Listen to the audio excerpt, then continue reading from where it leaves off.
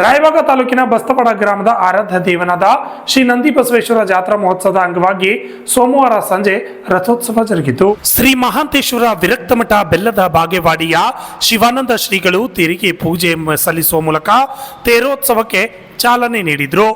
ಇದೇ ಸಂದರ್ಭದಲ್ಲಿ ಭಕ್ತರು ತೇರಿಗೆ ಬೆಂಡು ಬತ್ತಾಸು ಭಂಡಾರ ಹಾರಿಸುತ್ತಾ, ಕೆಲ ಭಕ್ತರು ಹೆಜ್ಜೆಗೊಂದು ತೆಂಗಿನಕಾಯಿ ಒಡೆಯುತ್ತಾ, ಭಕ್ತರೆಲ್ಲರೂ ಓಂ ನಮಃ ಶಿವಾಯ ಎಂಬ ಮಂತ್ರವನ್ನ ಹೇಳುತ್ತಾ ಶ್ರೀ ಬಸವೇಶ್ವರ ದೇವಸ್ಥಾನದಿಂದ ಹೊರಟ ತೇರು ದುರ್ಗಾದೇವಿ ದೇವಸ್ಥಾನ ತೆರಳಿ ಮತ್ತೆ ಮರಳಿ ಶ್ರೀ ಬಸವೇಶ್ವರ ದೇವಸ್ಥಾನವನ್ನ ತಲುಪಿತು.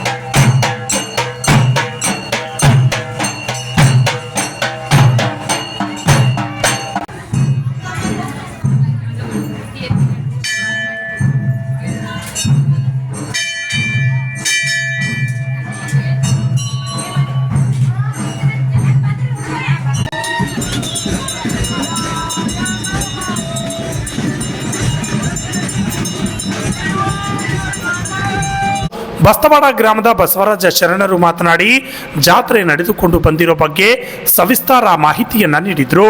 ಸುಮಾರು 700-800 ವರ್ಷದ ಹಿಂದೆ ಸ್ಥಾಪಿತವಾದ ಈ ದೇವಸ್ಥಾನವನ್ನ ನಮ್ಮ ಪೂರ್ವಜರು ಸಣ್ಣ ಪ್ರಮಾಣದಲ್ಲಿ ಜಾತ್ರೆಯನ್ನ ಮಾಡಿಕೊಂಡು ಬಂದಿದ್ರು. ಕಳೆದ 30 ವರ್ಷಗಳ ಹಿಂದೆ ಗ್ರಾಮದ ಗುರು ಹಿರಿಯರು ಹಾಗೂ ಗ್ರಾಮದ ಜನರು ಕೂಡಿ ತೇರನ್ನ ಮಾಡಿಸಿ ಅಂದಿನಿಂದ ಗ್ರಾಮದ ಜನರು ತೇರೋತ್ಸವ ಮಾಡುತ್ತಾ ಬಂದಿದ್ದಾರೆ.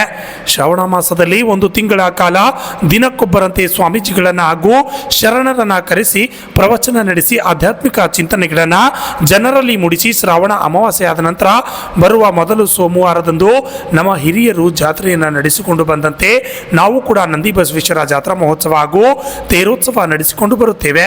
ಭಕ್ತರಿಗೆ ಇಷ್ಟಾರ್ಥಗಳನ್ನು ಈಡೇರಿಸುತ್ತಾನೆ ಎಂದು ಗ್ರಾಮಸ್ಥರು ಶ್ರೀ ನಂದಿ ಬಸವೇಶ್ವರ ದೇವರಲ್ಲಿ ಅಪಾರ ನಂಬಿಕೆ ಇಟ್ಟುಕೊಂಡಿದ್ದಾರೆ ಎಂದು ತಿಳಿಸಿದರು.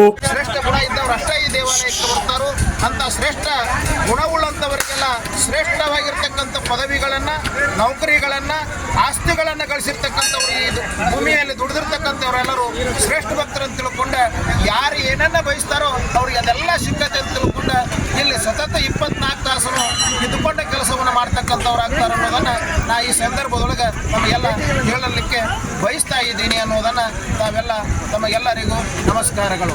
ಜಾತ್ರೆ ನಿಮಿತ್ತವಾಗಿ ಏನೇನು ಹಮ್ಮಿಕೊಂಡಿದ್ದೀರಿ? ಜಾತ್ರೆ ನಿಮಿತ್ತವಾಗಿ ಸುಮಾರು 38 ದಿವಸಗಳವರೆಗೆ ಸತತ ಪ್ರಸಾದ ವ್ಯವಸ್ಥೆ ಐತಿ.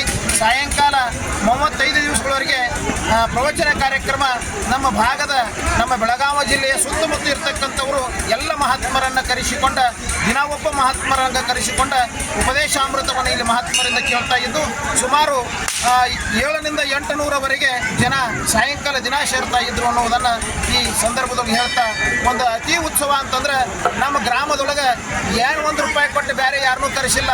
ವಾದ್ಯ ಮೇಳಗಳಂತಕ್ಕಂಥ 3 ಮೇಳಗಳ ಹೊಸ ಪ್ರಾರಂಭ ಅದು. ಅವರೆಲ್ಲರೂ ಸ್ವಂತ ಸೇವೆಯನ್ನು ಮಾಡ್ತಕ್ಕಂಥವರು, ತಾವೇ ವಾದ್ಯಗಳನ್ನು ತಂದು ತಾವೇ ಕಲಿತು ಇಲ್ಲಿ ಸೇವೆಯನ್ನು ಮಾಡಿರ್ತಕ್ಕಂಥವರು. ಇಂಥ ವಿಶೇಷತೆ ಅನ್ನೋದನ್ನು ಯಾರು ಸ್ವಾಮೀಜಿಗಳು ಇಲ್ಲಿ ಬಂದ್ರಲ್ಲ, ಈ ಭಕ್ತರನ್ನು ನೋಡಿಕೊಂಡು ಅವ್ರು ಏನು ಹೇಳಿದರು ಅಂದ್ರೆ, ನಾವು ಇನ್ನೊಂದು ಸಲ ಈ ಊರಿಗೆ ಬರ್ತೀವಿ ಅಂತಕ್ಕಂಥದ್ದು ಹೇಳಿದಾಗ ನಮ್ಮ ಭಕ್ತವೃಂದಕ್ಕೆ ಬಹಳ ಸಂತೋಷ ಅಂತಕ್ಕಂಥದ್ದಾಗ್ಯದ. ಸರ್ವ ಮಹಾತ್ಮರ ಕೃಪೆನೂ ಕೂಡ ನಮ್ಮ ಮ್ಯಾಗ ಐತಿ ಅನ್ನೋದನ್ನು ನಾವು ಈ ಸಂದರ್ಭದಲ್ಲಿ ಹೇಳೋದಕ್ಕೆ ಬಯಸ್ತಾ ಇದ್ದೀವಿ. ನಾವು ಬಸವರಾಜ ಶರಣರು ಅಂತೇಳಿ ಸುಮಾರು 32 ವರ್ಷಗಳಿಂದ ಪ್ರವಚನದೊಳಗೆ ಭಾಗಿಯಾಗಿ ಸೇವೆಯನ್ನು ಮಾಡ್ತಕ್ಕಂಥವ್ರು. ಎಲ್ಲ ಹಿರಿಯರು ಅದಕ್ಕೆ ನನಗೆ ಸಹಕಾರವನ್ನು ನೀಡಿರ್ತಕ್ಕಂಥವ್ರು. ಸಕಲ ಭಕ್ತ ಬಂದವರು ಕೂಡ ಬಂದ ಇದಕ್ಕೊಂದು ಆಶ್ರಯವನ್ನಿತ್ತು. ಸುಮಾರು 38 ದಿವಸಗಳಿಗೆ ಪ್ರಸಾದ ಮಾಡಿದರೆ ಒಂದು ಪೆನ್ನಿಲ್ಲ, ಒಂದು ನೋಟುಬುಕ್ ಇರಲಾರ್ದನ ಒಬ್ಬರ ಭಕ್ತರ ಜಾಹೀರಾತುಗಳಿಗೆ ಪತ್ರಿಕೆಗಳಿಗೆ ಹೆಸರು ಹಾಕಿದ್ರಾತು. ಇವತ್ತು ಇವರ ಸೇವಾ ಮುಗ್ದತಿ ಮಂಗಲದೊಳಗೆ ಭಾಗಿಯಾಗಂತ ಹೇಳ್ತೀವಿ, ನಾಳಿಂದ ತಯಾರಿ ಇಲ್ಲ ಅಂತ ಹೇಳ್ತೀವಿ. ಇಷ್ಟ ಬಿಟ್ಟರೆ ಮತ್ತೊಂದು ಏನೂ ಇಲ್ಲ. ಎಲ್ಲನೂ ಆ ಬಸವನ ಇಚ್ಛೆ ಹೆಂಗೆ ನಡೆದೈತಿ, ನಾವು ಏನು ಮಾಡಾಕತ್ತೀವಿ ಅಂದ್ರೆ ನಡೆದದ್ದನ್ನು ನೋಡಿ ಕಣ್ಣು ತುಂಬಿಕೊಂಡ ಸಂತೋಷ ಆಗುವಂಥ ಕಾರ್ಯವನ್ನು ಅಷ್ಟೇ ಮಾಡಾಕತ್ತೀವಿ ಅನ್ನೋದನ್ನು ಈ ಸಂದರ್ಭದೊಳಗೆ ಹೇಳಕ್ಕೆ ನಾನು ಬಯಸ್ತಾ ಇದ್ದೀನಿ. ಈ ಸಂದರ್ಭದಲ್ಲಿ ಬೈರಗೌಡ ಪಾಟೀಲ್, ಸತ್ಯಪ್ಪ ಬೆಲ್ಶೆಟ್ಟಿ, ಶಂಕರ್ ಕಮತೆ, ಸದಾಶಿವ ವಡಗಾವಿ, ಶಿವಪ್ಪ ಪಾಟೀಲ್, ಅಣ್ಣಪ್ಪ ಬಿರಡಿ, ಮಹಾದೇವ ವಡಗಾಮಿ ಸೇರಿದಂತೆ ಅನೇಕರು ಹಾಜರಿದ್ದರು. Shashidhar Kokatnur, RJ32 Kannada news, Chikkodi.